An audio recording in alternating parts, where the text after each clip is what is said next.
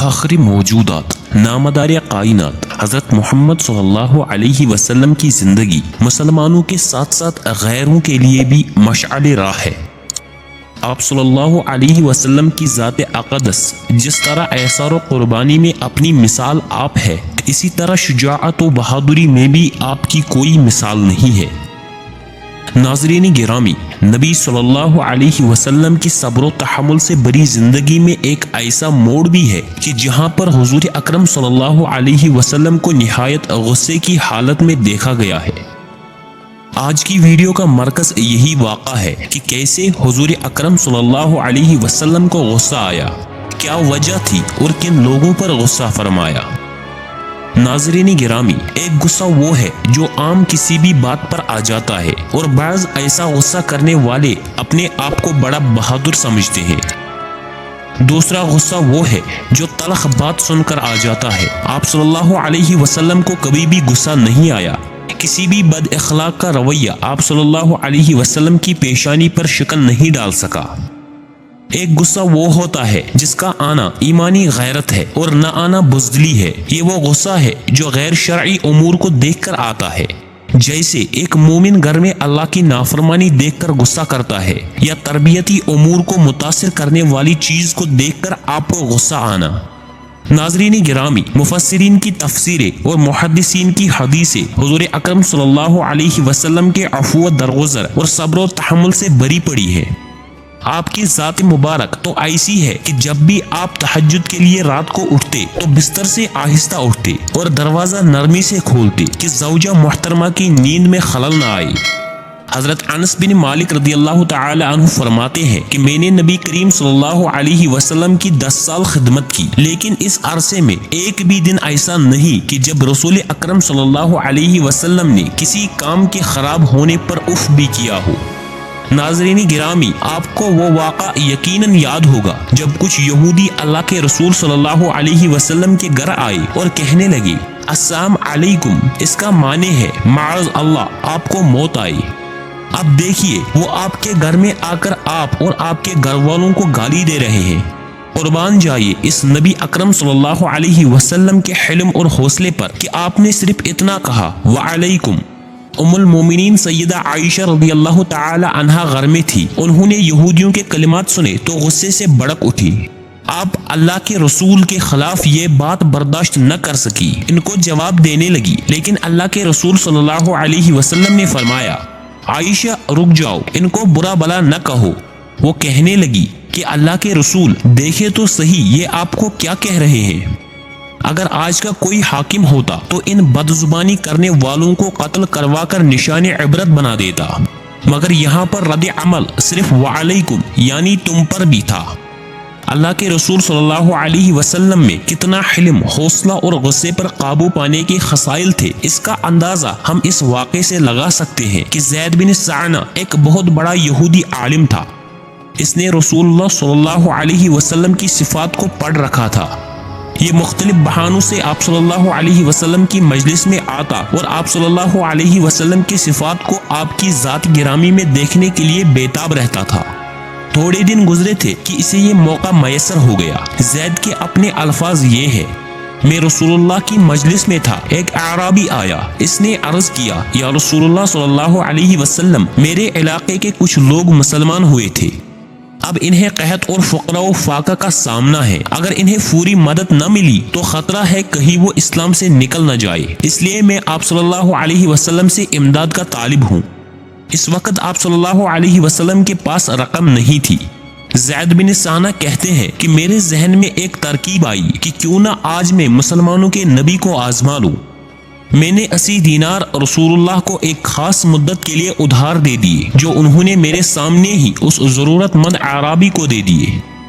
ابھی اس ادھار کو واپس کرنے میں 2 دن باقی تھے کہ میں نے ان کے تحمل و بردباری کی آزمائش کا فیصلہ کر لیا۔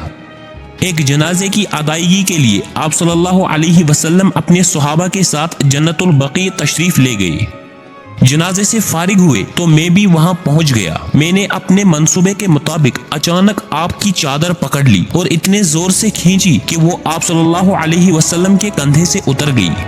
اور ساتھ ہی نہایت سخت لہجے میں کہا، محمد میرا قرض واپس نہیں کرو گے، تم بنو عبد المطلب کے لوگ قرض واپس کرنے میں اچھے نہیں ہو، ادائے قرض میں بہت دیر کرتے ہو، میں اچھی طرح جانتا ہوں کہ لوگوں سے تمہارے معاملات کی کیا حالت ہے۔ زید کا یہ بازاری انداز اور وہ بھی قرض کی مدت سے 2 دن پہلے اس انداز میں مطالبہ کرنا، بے شک یہ انداز کسی بھی شخص کو غصہ دلانے کے لیے کافی تھا، انداز بھی ایسا کہ جس میں تمام خاندان کی تذلیل شامل ہو۔ خیر، یہ معاملہ دیکھ کر حضور اکرم صلی اللہ علیہ وسلم کے صحابہ آگے بڑھے اور زید کو سزا دینا چاہی، لیکن اللہ کے رسول کا رد عمل ملاحظہ فرمائیے۔ اتنی سخت گفتگو سننے کے باوجود بھی آپ صلی اللہ علیہ وسلم کو غصہ نہ آیا، آپ کے چہرے پر بدستور مسکراہٹ موجود تھی۔ آپ نے حضرت علی رضی اللہ تعالی عنہ کو مخاطب کیا اور فرمایا، اے علی، ایسی بات نہ کرو، بلکہ تمہیں چاہیے تھا کہ تم مجھ سے یہ کہتے کہ میں اس کا قرض خوش اسلوبی سے ادا کروں، اور اسے یہ سمجھاتے کہ میاں قرض کا تقاضا بھلے طریقے سے کرو۔ پھر حکم دیا، علی جاؤ اور اس کا قرض واپس کرو، اور ہاں، چونکہ تم نے اسے ڈرایا، دمکایا ہے، اس لیے اسے 20 صاع یعنی تقریباً 50 کلو کھجوریں زیادہ ادا کرو۔ زید بن سعنہ توجہ سے یہ گفتگو سن رہا تھا اور حیران تھا کہ اس قدر اشتعال انگیز گفتگو کے باوجود بھی آپ کے چہرے مبارک پر مسکراہٹ ہے۔ بلا شبہ آپ کا حلم آپ کے غصے پر سبقت لے گیا ہے۔ زید کہتے ہیں، حضرت علی مجھے ساتھ لے کر بیت المال گئے، میرا قرض واپس کیا اور حسب ہدایت 20 صاع کھجوریں زیادہ بھی دی۔ میں نے کہا، اے علی کیا تم مجھے پہچانتے ہو؟ انہوں نے کہا، نہیں، تم ہی بتاؤ تم کون ہو؟ میں نے کہا کہ میں زید بن سعنہ ہوں۔